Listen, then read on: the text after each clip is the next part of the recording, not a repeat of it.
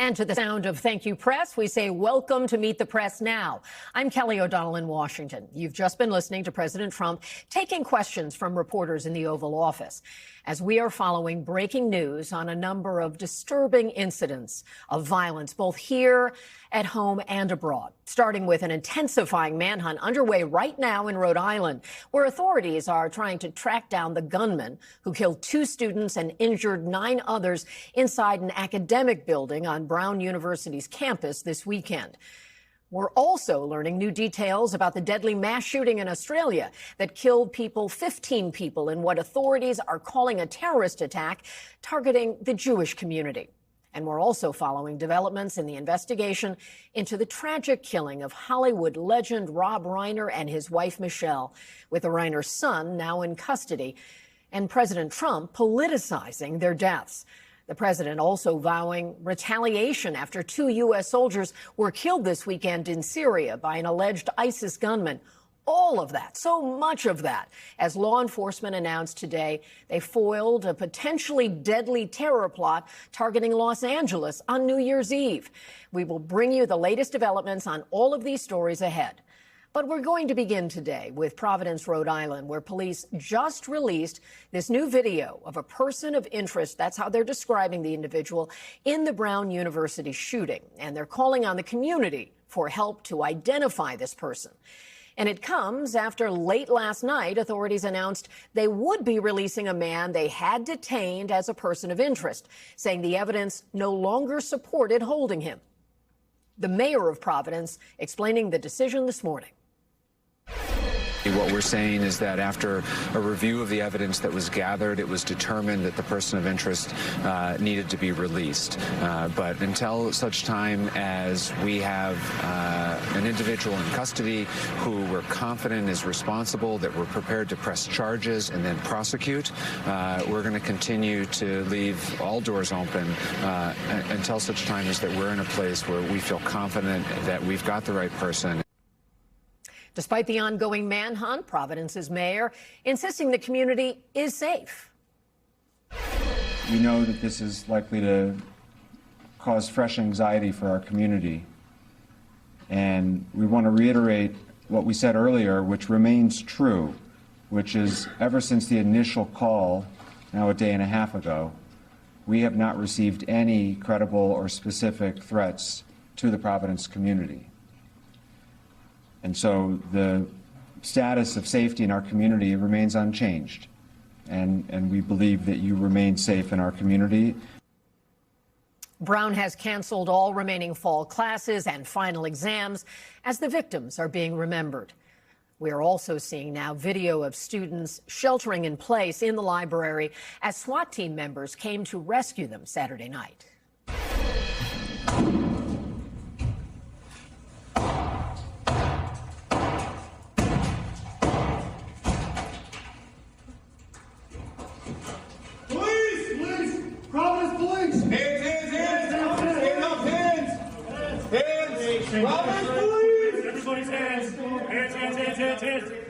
Hands. Everybody get your hands. Hands. Just keep your hands up for us. Obviously, there's something going on. We're here to help you. Just listen to what we have to say, okay? All right, breathe. Anybody hurt? No? All right, just listen to our commands. We will get you out of here safely. You can certainly feel the tension there. NBC News correspondent Marquise Francis joins me now. And Marquise, give us a sense of what is the mood at Brown University today? Yeah, Kelly, it's really a mixed bag with some people sad, others anxious, a lot of people scared and a lot of frustration. Just 24 hours ago, the campus community felt as though that authorities had the alleged shooter with that person of interest. But of course, today we know that person of interest is no longer a suspect and has been released. And I talked to a number of students throughout the afternoon and asked them how they were feeling and what the general vibe was for them and their friends. Take a listen to what they had to say. Yeah, it's going to be hard, walking by these buildings. And I've had classrooms in that in Barrison Holly 166 like 5 times. I'm hopeful that the security, the cameras, everything about like the campus will feel safer, look safer, like the technology will be better. They're just like on a small note. But Yeah, it's a little scary, but I think like the community is really strong and people will, recover. There's definitely a bit of frustration and a lot of fear. There's a ton of anxiety among all of us students, especially at the moment that it all happened. I mean, nobody really knew what was going on, and as students we have our own chats, we all are talking about it all, but there's really not a bunch of communication from anybody from the school, it feels like. Yeah, and all of that being said, there still remains a shooter at large. With that being said, the campus is finding a way to come together. If you look right behind me, there is somewhat of a makeshift memorial with flowers being put right at the bed of the building in which this shooting occurred on Saturday. And so there's a mixed bag of people's feelings and folks trying to leave town as quickly as possible. But the feeling overall, Kelly, is really heavy here at Brown University in Providence. Kelly? And you gave us a sampling of how students are feeling, and we heard the Providence mayor saying the community is safe despite the ongoing manhunt. He described there are no credible threats. Are you getting a broad sense that people feel safe? I was hearing some unease in those comments you shared with us. Yeah, by and large, the people that I spoke to definitely are feeling a bit uneasy. They kind of are getting this stop and start kind of updates, right? On Saturday, first, there was news that a suspect was in custody. That wasn't true. And then later on, the following day on Sunday, there was a person of interest. But we learned overnight that person of interest was now released. And so a lot of people are feeling unease. I spoke to one student who lived in Hawaii, another student lived in D.C., and they were both moving their travel arrangements up that were supposed to be at the end of the week, trying to get out as soon as possible. And so as much as I think the mayor wants to put people at ease, the fact that there is still someone at large, someone who killed 2 individuals, injuring 9 others, I'm hearing nothing but unease. Marquise, we hope you can stay warm there. I have a feeling you may be there a while pursuing all of these questions that are so important for the Brown community. Thank you so much.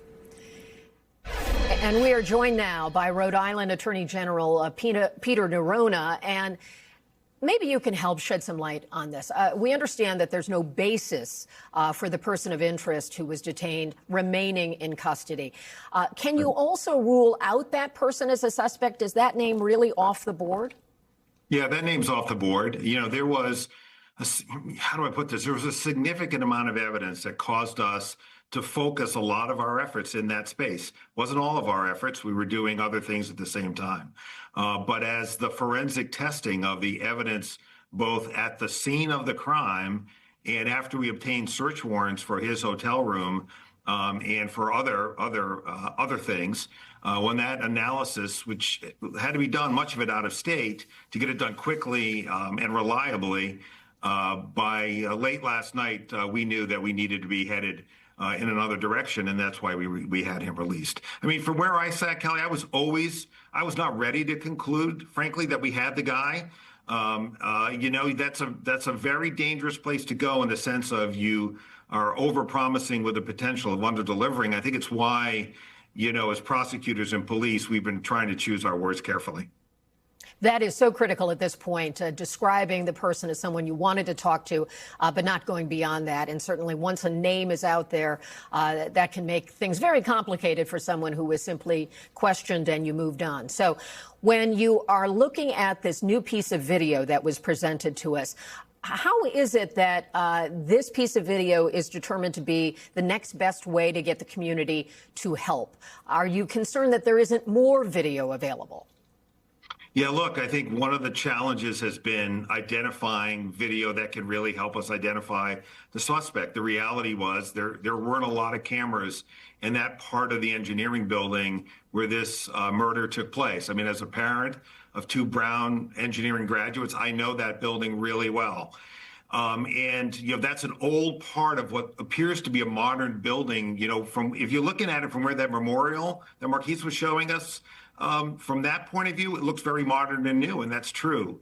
But where the murders took place and the shootings took place is in a building that frankly looks like an old high school, and my sense is there aren't a lot of cameras in there. So what we're doing is canvassing again today places that weren't available to us over the weekend because there was no one home or the businesses were closed, and developing more video evidence. And as we find video evidence that we believe will advance the public's ability to help us identify and locate this suspect, we're going to release it, and we hope to have the right person in custody with charges very, very soon.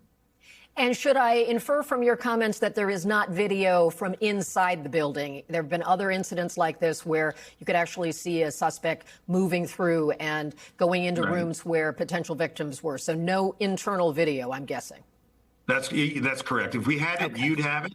What we do have, Kelly, is, evidence, video evidence in the newer part of the building of young people fleeing the incident, but they don't show the person we're looking for. Those are modern cameras that might be more helpful, but we just don't have this individual on those cameras. So we are going around, Providence Police Department, along with state police. You see there the FBI evidence response team on your footage you're showing, are going around not only looking for evidence that may have been discarded along the path of this individual that we're trying to identify and detain, and also pull out any additional video footage. And I will tell you, I've been a state or federal prosecutor for a long time. I remember a case, double homicide, where we solved that case from video we developed. Unfortunately, in that case, it took, a couple of weeks, and people were really on edge for those couple of weeks. But we got there in the end by pulling the threads that we needed to, and that's what's going on right now. And have you been able to hold back any facts that you would use in the investigation to better determine a suspect is the real thing later on? Like, did the suspect say anything while this was unfolding? Did anyone overhear something? Not for you to share it with us now, but are there other things that you will be able to utilize if you can track the right person? Yeah, for certain. There is evidence that we have, not words. I don't want to go there because someone will take from my answer that somehow something was said which shows a motive, which we don't, to my knowledge, we don't have at this point. But there is evidence left at every crime scene that can be used to confirm who committed the crime. And that will happen here once we have identified the person and can make those comparisons. It's what we did with the person we ruled out last night. I mean, that takes time, and that's why we detained him as a person of interest, not somebody in custody, ready to be charged, but someone for whom we had additional questions. And by law, we could detain that person for a period of time, and so that's exactly what we did. Well, we appreciate your time, knowing you are going to be very busy with important work to do. Thank you so much for your time today, Mr. Attorney General. I appreciate it. Thank you, Kelly. We will now make the turn to the devastating mass shooting in Australia, where two gunmen opened fire in what officials describe as a terrorist attack targeting Jewish people celebrating the first day of Hanukkah on Sydney's iconic Bondi Beach. We should warn our viewers that some of the video we're about to show you is graphic. This was the chaotic scene as people fled the beach as gunshots appear to ring out in the background. Authorities say 15 people were killed and more than 24 others were injured, some in critical condition. Police identifying the suspects as a father who was fatally shot and his son who suffered critical injuries and is in the hospital.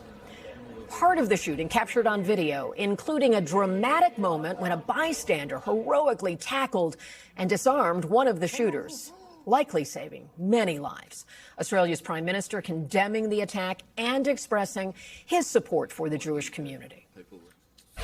What we saw yesterday was an act of pure evil, an act of anti-Semitism, an act of terrorism on our shores. This was an attack deliberately targeted at the Jewish community on the first day of Hanukkah, which of course should be a joyous celebration. And the Jewish community are hurting today. Today, all Australians wrap our arms around them and say, we stand with you. We will do whatever is necessary to stamp out anti-Semitism. Yesterday, President Trump also expressing his condolences. That was an anti-Semitic attack, obviously. And I just want to pay my respects to everybody, to Australia and the Prime Minister, to everybody that we know so well, we get along with so well. We have a great relationship. That's a terrible situation going on over there. Sarah James from the Australian Broadcasting Corporation filed a report for us from Sydney. And again, some of what we're about to show you is graphic in nature. The Sydney Opera House lit with a menorah in a symbol of solidarity with the Jewish community of Sydney after the terror attack here at Bondi Beach, the worst attack of terrorism on Australian home soil. 15 people killed and dozens still in the hospital. Police say 2 gunmen carried out the attack, and the 2 gunmen were a father and a son. The father died, and the son is still in the hospital and in custody. The victims of the shooting included a 10-year-old girl, a former police officer, 2 rabbis, and a Holocaust survivor. And authorities say it would have been even worse if it had not been for the heroic actions of a local shopkeeper who jumped on top of one of the gunmen and wrestled the gun away from him. Meantime, the country is looking at much stricter gun laws, even though Australia already has some of the strictest in the world. The Prime Minister saying they need to be even tougher and meeting with his national cabinet on that topic. The vigil continues, however, here at Bondi Beach. People coming in all day, bringing tributes, bringing flowers, singing songs, talking about how to go forward and how to make sure that the community here is safe. And our thanks to Sarah James for that report. We're also following breaking news out of Los Angeles, where the Justice Department has arrested 4 people in connection with a plot officials say was to set off bombs in the L.A. area just a few weeks from now, around New Year's Eve. Attorney General Pam Bondi tweeting that the plot was hatched by what's known as the Turtle Island Liberation Front, a far-left, pro-Palestine, anti-government and anti-capitalist group that she says was preparing to conduct a series of bombings against multiple targets in California, beginning on December 31st.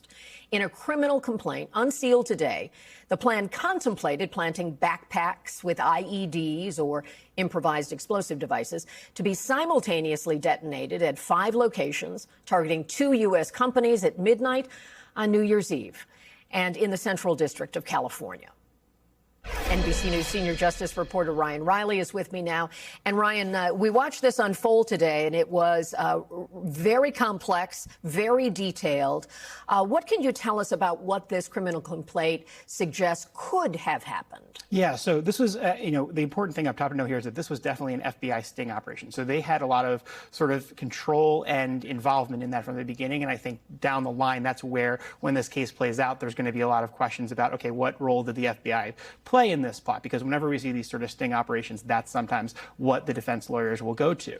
In part because there was a human source that drew out this plot. Precisely. And, the FBI, the confidential human source, and then an FBI employee as well. But what they were actually plotting to do here is obviously very serious. And like you said, they're doing it at midnight. And the idea there was that they were trying to do it at the same time that fireworks would be going off. So that would sort of be a diversion. So I think the intent here is pretty clear, and not to actually have injured anyone, but obviously setting off bombs is a federal crime. And so I think that that's what, that's why the federal government is getting involved here. And are there political overtones to all of this? We've seen how this administration has said it wants to go after certain kinds of groups. How is that playing out in the criminal complaint? Yeah, precisely. I mean, this is exactly the type of case that I think the FBI and Justice Department under this leadership are very eager to show and say, give some examples of how this is a looming threat because of the broader political context that they've been going through. But, obviously when you have groups together that have these extremist intents, when the government gets involved is always that really close call. A lot of First Amendment considerations come into play.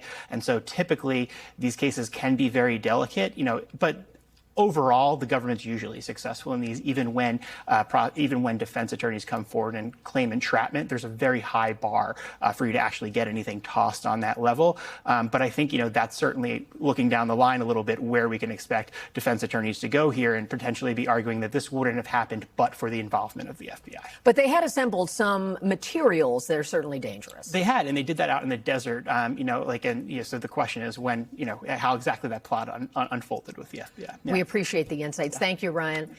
And coming up, new developments in the investigation into the deaths of acclaimed Hollywood director Rob Reiner and his wife Michelle, as police arrest their son on suspicion of murder. plus the backlash facing President Trump for his comments about those murders. We'll be right back with more on Meet the Press Now.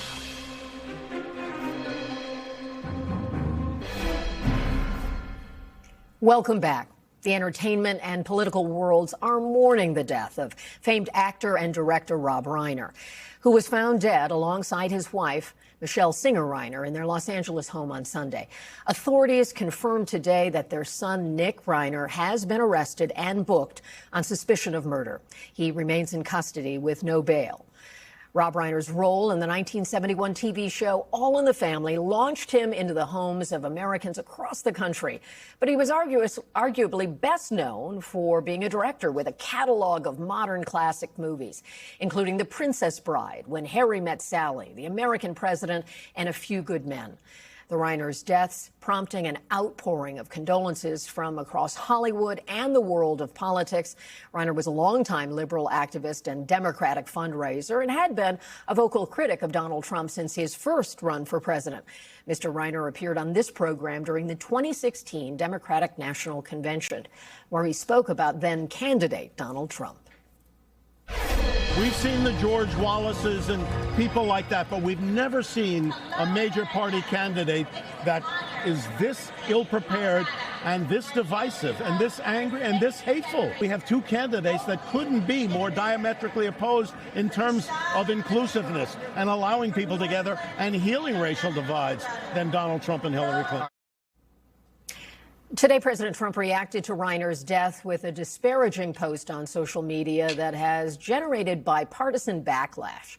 We're choosing not to show the full post because it contains allegations not corroborated by authorities. But the president, in it, he says that he suggests the deaths were related to Reiner's political activism because Mr. Reiner had, quote, Trump derangement syndrome, and that, quote, he was known to have driven people crazy by his raging obsession of President Donald J. Trump.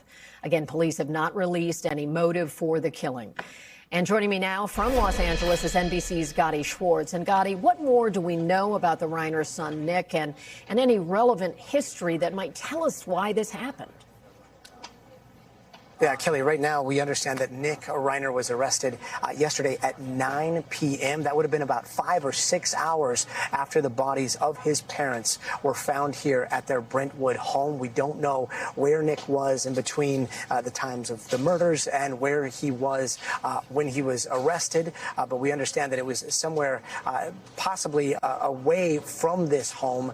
We also know that 5 o'clock this morning he was booked into jail. At first, he was given what appeared to be the opportunity for a $4 million bail. At this point, it does seem like the opportunity for bail has been removed. He is being held on a suspicion for murder, but at this point, LAPD is still preparing their case, getting ready to present it to the district attorney. We understand that could happen as early as tomorrow, but no charges yet in terms of double homicide charges, which are the ones that a lot of people here are talking about. Again, that could come as soon as tomorrow. Kelly? And Nick Reiner and his father had worked together on a film maybe 10 years ago or so. And through that time, they talked about his mental health issues, his dealing with a persistent drug problem. Is there anything more you're learning about those factors, if they may weigh into this in any way?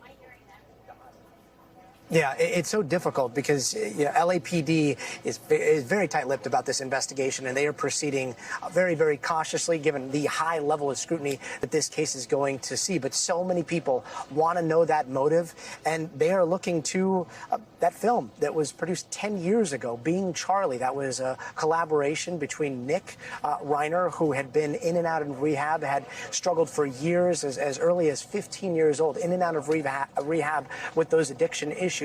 Working with his father, Nick Reiner wrote a script with somebody else that he met in rehab. His father, Rob, directing that film. The two of them coming together during different press opportunities to kind of talk about the different struggles that they had as a father and son, and some of the things that they had been working through when they put this film that was about a kid who grew up in an affluent family who also struggled with addiction issues. But again, Kelly, that was 10 years ago. As for a motive of what has happened here at this home in Brentwood, that is still yet to be seen.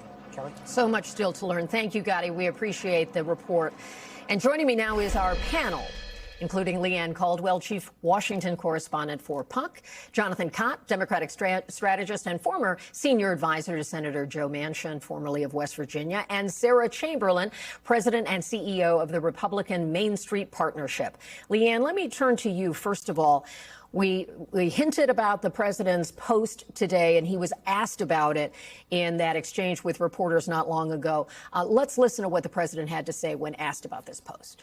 I wasn't a fan of his at all. He was a deranged person as far as Trump is concerned. He said he knew it was false.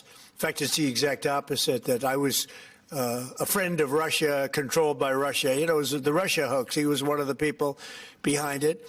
I think he hurt himself in career-wise. So he became like a deranged person, Trump derangement syndrome. So I was not a fan of Rob Reiner at all in any way, shape, or form. I thought he was very bad for our country. So the question that was posed to the president was, do you stand by that post? And I guess we can discern from his response that, yes, he does. We've heard so much from the president over the years, harsh language, coarse language, and yet this seemed a bit surprising in the sense that there wasn't an obvious reason why the president would need to weigh in on this matter. Yeah, that's the thing. The president has a choice. He can either say something or not, and he chose to say something in this. The president of the United States doesn't have a lot to say about a murder issue in Los Angeles with someone who's famous, but it's a repeat thing of the president who values loyalty and someone being with him over anything else. One thing that really stands out to me is Utah Governor Spencer Cox. In an interview last week, he said that the president told him in the aftermath of the Charlie Kirk murder that his job is not to unite the country. And that was just a really telling anecdote of where the president is and what he views his role is as leader of the United States. And Sarah, what we've seen today, and we don't always find that when the president, posts something that is meant to be provocative and so forth, there has been some pushback from fellow Republicans. And some find the timing, the tone, the weighing in at all offensive. Where do you think this goes? And is there something to be learned from the fact that maybe more Republicans are uncomfortable with this? I think there are a lot of Republicans uncomfortable. A lot of the Republican Main Street Partnership members are uncomfortable. It's just not a time or place. This is a great family tragedy that revolves around drugs. So I think if President Trump wanted to weigh in, he should have talked about drugs and what he's doing to try to combat the drugs in the United States, not weigh in on this. This is so sad. Is it a fair thing to be reminded of how people were offended and upset about any criticism related to the death, the assassination of Charlie Kirk, and that anyone who drew in political criticism, this administration at times said they should lose their job. They really pushed back hard.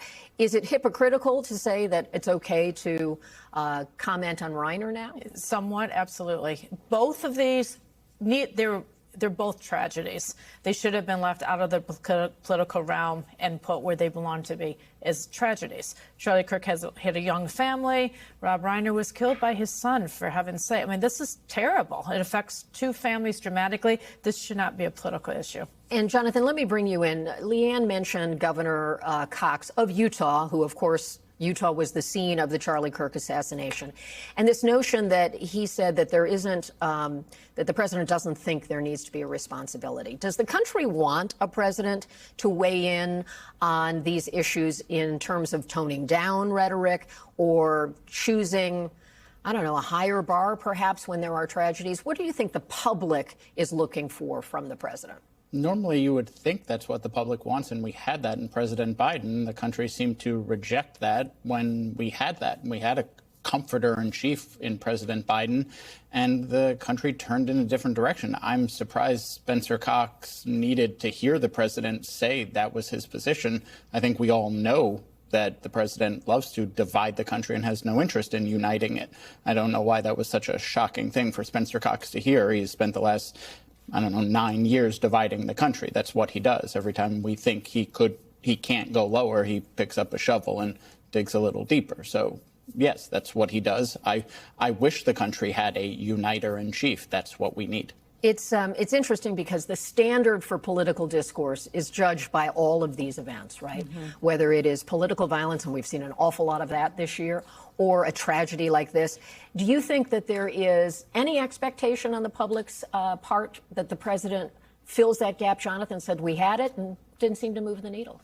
Yeah, you know, honestly, I haven't seen any polling on this, and that would be the best insight so far. But what is clear is that in these political tragedies, or in these tragedies, the country becomes more divided. You have people who are standing up for the president. In these instances, you have his staff or people close to him who doubled down. You have the president who doubled down, and you have Democrats who condemn it. Yes, there are some Republicans who have spoken out, but it's not across the board. Most people are silent. The default position seems to be where your politics are. That determines that. Yeah. We're going to continue our conversation in a short while. So Leanne, Jonathan, Sarah, you're all sticking around for us, and we appreciate that.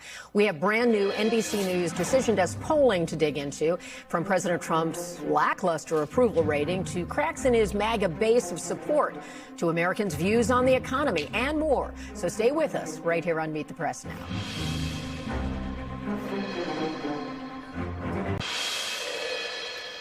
Welcome back. We're glad you stayed with us. Turning now to our NBC News Decision Desk poll with some warning signs for President Trump on key issues. Chief among them, affordability, as voters ranked the economy their top issue, and more specifically saying inflation and the cost of living were their most important economic issues. Now, this all comes as the president has struggled to refine his message on affordability, sometimes even rejecting that word, and as this poll suggests, there could be potential cracks among his own base, with a number of Republicans identifying as a supporter of the Make America Great movement dropping 7 points since April. NBC News Chief Data Analyst Steve Kornacki joins me now from the big board.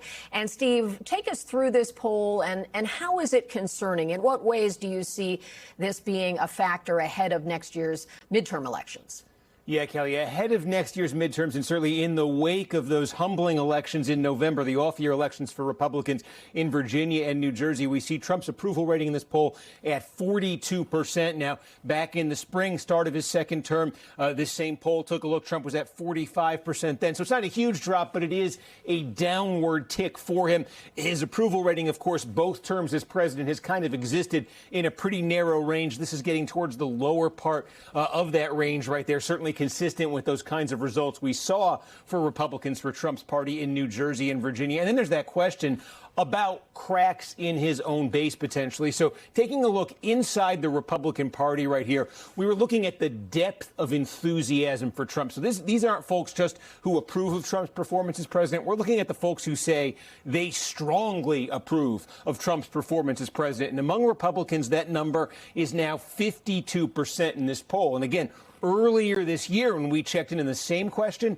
it was 60% of Republicans who strongly approved of Trump's performance. So that's down 8 points there. So maybe a bit of slackening, a little bit of softening there of the depth of that enthusiasm for Trump within his own party. And then you showed this one a minute ago, but I think this is also significant. Is there a broader shift taking place in the Republican Party, kind of philosophically here, asking Republicans, do you consider yourself mainly a supporter of the Make America Great Again movement, Trump's movement, or the Republican Party itself? 50-50 right now is that split. When we asked this back in the spring, it was tilted more towards Trump's side, more towards the MAGA side, 57-43. So is that a notable shift there about how Republicans are just sort of starting to think about themselves? Now, in terms of the issue agenda, looking forward to the midterms next year, what matters most to you? You see the economy number one there. You see health care up there.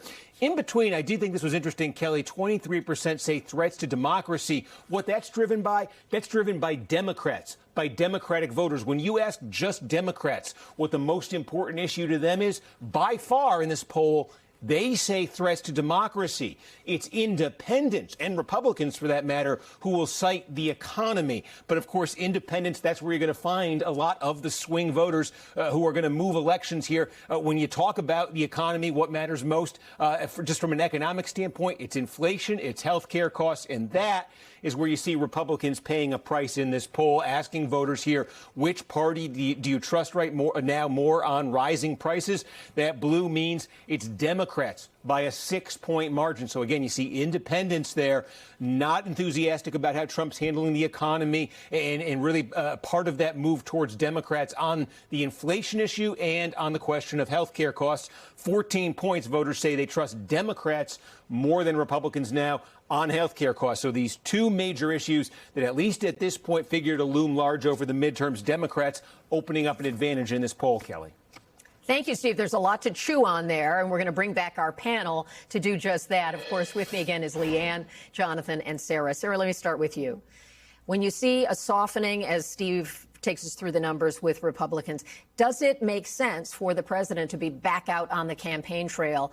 And will there be places where he won't be so welcome and other places where maybe he could be useful to driving the party's message? Absolutely. We like to see him get right back out there, start talking about what he's doing with the economy, the big, beautiful bill. There's never any really messaging done around that. You know, no tax on tips, no tax on overtime, things like that. So we need him back out there. Maybe not in every single district. Maybe not some of the districts in Pennsylvania and some of the really... There's a drag in some places? There is a small drag, and there always has been. It's not unique here. But yes, we need him back on the trail talking about what he's doing and trying to drive the mega voters out to vote, because they don't tend to vote in mid-year elections. That's key. That's a big part of why they want to do that. So at the end of campaign 2024, you'll remember that candidate Trump went to a McDonald's in Pennsylvania and he worked the fry station and all of that. Our colleague, Peter Nicholas, went back to that specific location and talked to people there about this issue of affordability. So let's share what one of those that he encountered had to say. It's going to go slowly down, she said. We haven't given it any time yet. It's not even been a year. I presume she means the cost of living. She said she'd vote for Trump again if she could. I think he's funny. He's hysterical. He has a personality, she said. Well, that was part of our discussion earlier, perhaps. Jonathan, do you think that kind of, again, Pennsylvania, someone at the McDonald's where the president had been, do you think that sense of the sort of resilience of the Trump support, do you see that changing? And is that an opening for Democrats? Yeah, I think it's clearly breaking. I mean, you're seeing, the fact that Marjorie Taylor Greene is breaking with him shows there's some cracks in it, but also Donald Trump only goes to places where he's very, very popular. So I'm not surprised that McDonald's location still supports him. He doesn't go to purple districts. He goes to ruby red MAGA places. So I agree with you. I would love to have him out there on the campaign trail. This is a bipartisan agreement we have.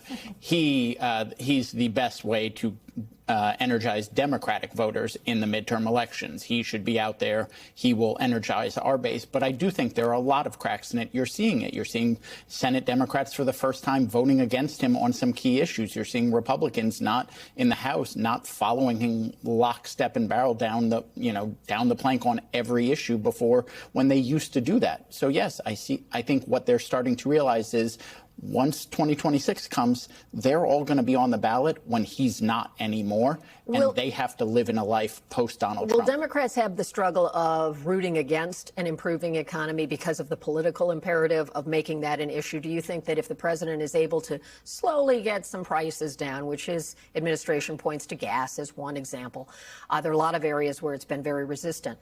Is that a challenge for Democrats to have to hope it doesn't get better in order to make their points in November? No, you never want to root against the economy going bad, because that's just a horrible thing to do as a Not person. Publicly, yeah, you don't want to do it publicly. But we're purely talking strategy here. Just strategically, I would never say to do that. But look, healthcare costs are going to go up no matter what, and prices are still not coming down. So by the time the midterm rolls around, none of those things are going to really be impactful. Also, all the bad parts of the big, beautiful bill, they've pushed off till after the midterms. So they knew there were bad parts of it. They've pushed those off. So I think people will feel the pain when they go to the ballot box, and Leanne, no matter what. Expect the messaging to still be about health care costs and affordability even several months from now. Yeah, especially regarding health care. That's what Democrats are betting on affordability generally, too. Senator Schumer is going to unveil on Wednesday some task force to address this issue of affordability, hoping to carry this message into the midterm election year. But it's not just Democrats who need to have a plan to move forward to campaign on this. What's also helping them is President Trump by mocking the issue of affordability, calling it a hoax, and he's really playing into Democrats' hands by saying, look, they don't care about this and they don't understand you. So it's going to continue to be an issue. We can fill many more panels with discussions of healthcare costs and affordability. Thank you for a double panel today. Thank you so much, Leanne, Jonathan, Sarah. We appreciate it. And after the break, President Trump vows retaliation after a deadly attack kills 2 U.S. soldiers and an American interpreter in Syria. We'll have details on what happened and the fallout. Keep it here on Meet the Press Now.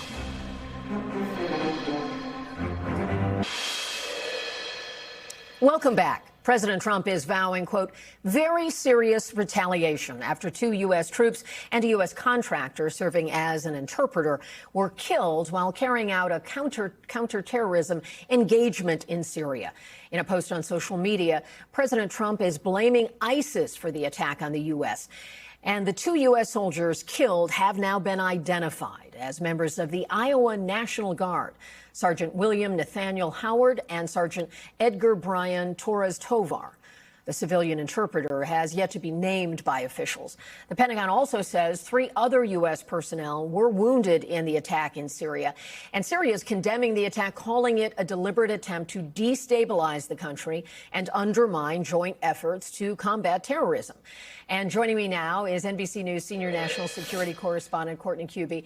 And what are you seeing here about the retaliation piece of this? The president talked about it. We've seen him use the force of the U.S. military. What could this look like? So just in the immediate aftermath of this ambush, was what it appears to have been, the U.S. flew some aircraft in. They kind of did some low passes, sort of a show of strength, a show of presence, a show of force, whatever you want to characterize it as. Most likely what has happened historically is when there has been an attack on Americans, the U.S. has responded with attacks against something that would have potentially been responsible. So it would be maybe a weapons cache, a facility where they build drones, a facility where they do their training, something like that. But some sort of an ISIS presence.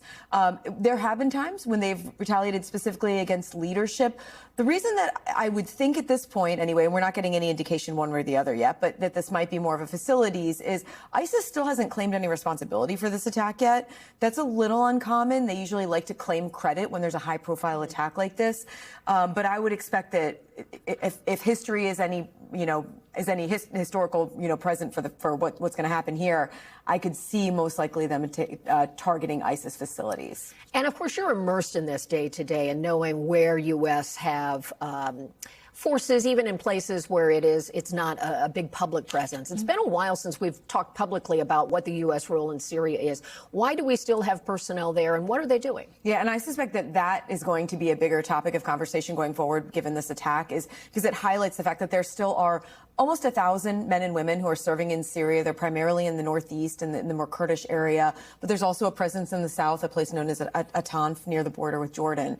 And National Guard, too, not active duty troops. Yeah. That kind of surprised me. I think it surprises a lot of people. There is a special operations component there, but there are a lot of National Guard. Even in 2019, when President Trump decided he was going to pull troops out, the first ones to go back in were North Carolina National Guard. So it's still a defeat ISIS mission, but it definitely has changed over the last year. It's changed, frankly, since 2019 when, the fall of Baghdadi. But in the last year, since Bashar al-Assad, the dictator there, fell out of power, the presence has changed still. Now, they are still technically there fighting ISIS or continuing to push back any ISIS presence there and in Iraq. But there also has been this component about trying to figure out some sort of security situation there with the new Syrian forces, with the Syrian Democratic Forces that the U.S. has been partnering with for years now, trying to figure out the security situation going forward. And the president has had at least a hospitable relationship with the new leader there as well. He was here in D.C. That's which a piece very of unusual as well. Thank you, Courtney. We appreciate it. And still to come, Ukrainian President Zelensky has suggested he's willing to drop his push to join NATO. Could that concession pave the way for a peace deal with Russia? You're watching Meet the Press Now.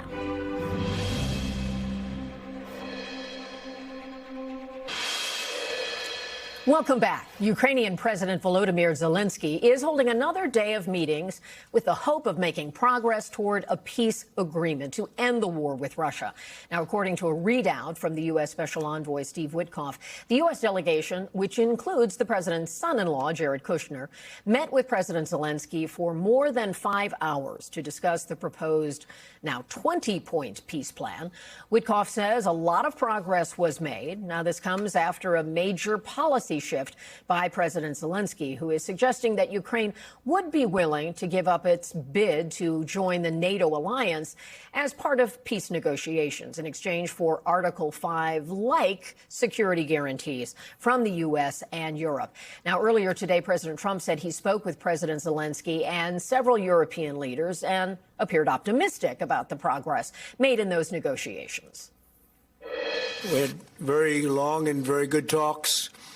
And again, I think things are going along pretty well. I think we're closer now, and they will tell you that they're closer now. We had numerous conversations with President Putin of Russia, and I think we're closer now than we have been ever, and we'll see what we can do. Joining me now is NBC News Chief Foreign Affairs Correspondent and Chief Washington Correspondent Andrea Mitchell. And Andrea, I know you've been very plugged in on this. What do you think the key takeaway is in this moment? They're hinting at some progress. Is that real? I don't think it's real. I think that Russia and Ukraine are still very far apart because Ukraine is negotiating and Russia is not making concessions. They're calling it concessions, the White House is, but right now they're not conceding any territory, and Ukraine is going to have to give up some territory. And Ukraine has so far not gotten the security guarantees. And the U.S. has put another element into all of this, which is a transactional element of an economic zone, which would be like a DMZ. A place for investment. A place for investment. But who would be the troops? Russia is fueling out any NATO troops. What would be the troops to guard against Russia then just moving into that DMZ and taking more and more of it? And the president is saying, on the one hand, you know, Ukraine makes some progress and agrees and then doesn't agree and Russia doesn't. But that's really not the objective reality. The objective reality is that Ukraine is willing to make concessions for security guarantees, but hasn't gotten those Article 5, like, you know, NATO ironclad security guarantees, which are, if there's an attack by Russia against one, it's an attack on all. And that is not the agreement yet. And you can imagine why that is their top priority, because in a matter of time, there could be another incursion. We saw in 2014, Crimea was taken. Exactly. And then the war that's now almost 4 years old. And the U.S. old. did nothing. I mean, that was the Obama administration that didn't do anything, you know, to counter Russia then. And this could happen again. Do you sense that by talking about pushing off NATO and maybe having some other kind of partnership on security, is that a way for Zelensky to look like he's moving? Because he said he does not want to concede ground. Everyone kind of knows that NATO was never an immediate option, even a longer-term option for Ukraine. The European Union membership is something that is very much on the table. That could be a stepping stone. What Witkoff and Jared Kushner are now talking about, with also the inclusion now of Larry Fink, the head of BlackRock, a major hedge fund, American hedge fund, U.S.-based, I should say, is to have some sort of economic relationship with Russia and let Russia back into the world of nations. So after years of sanctions, it would be having a business relationship again with Russia. A big business relationship, big investments in Russia, and that is very appealing to Vladimir Putin. But why should they be rewarded for an invasion? And are you getting any sense how Europe is responding to these latest? Very nervously. Okay. And wanting to do something with Russian assets as a loan guarantee for Ukrainian reconstruction. That is absolutely off the table as far as Russia is concerned. Yes, after sanctions, after freezing and so forth. And then is there some force other than NATO that could be in that zone? You'd have to constitute something new, right? Exactly. And reinvent something or invent the wheel again, which has worked for 75, 80 years. Well, Andrea, thank you very much. We appreciate it. Good to be with you. Good to see you, and good to have your insights, because I know you're tracking this moment by moment, and you've been on the ground, and we look to you for insights about when there really is a break. And Andrea, we thank you again, and we'll be back tomorrow with more Meet the Press Now, and there's more ahead on NBC News Now. We thank you for watching, and remember, stay updated on breaking news and top stories on the NBC News app or watch live on our YouTube channel.